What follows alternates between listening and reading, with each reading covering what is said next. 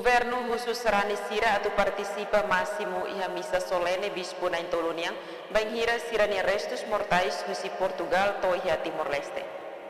Lorong ida fulang Setembro tinangne Restus Mortais Preladus bispo na Intolo husi Portugal se to iha Timor-Leste. Resto mortais bispo na Intolone Macdon Jaime Garcia Goulart, Dom Zé Joaquim Ribeiro, no Monsenhor Martinho da Costa Lopes.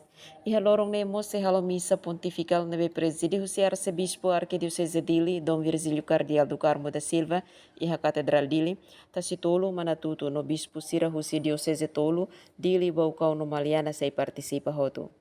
Durante loron hirakne sarani bele mai halo oração, hahi no halo reflexão. Significação basarani Timor katak halo oração ne la ostate pa ema, mai be ba história igreja niang, tambasira mak bispo ne be lidera igreja iha tempo colonial Portugal na ocupação.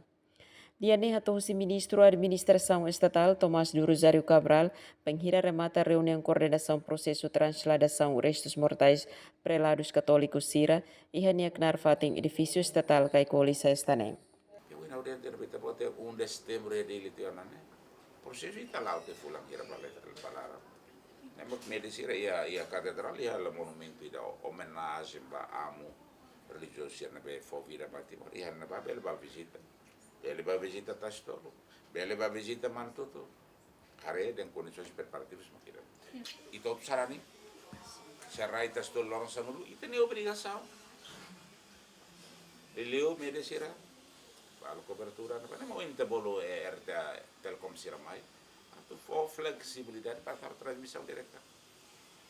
Fating restos mortais Sira se halo tiha Catedral Dili hamutuk hodong Alberto Ricardo da Silva nebe oras neha koi ha cemitério Maloa. Marcus Falo, STL News.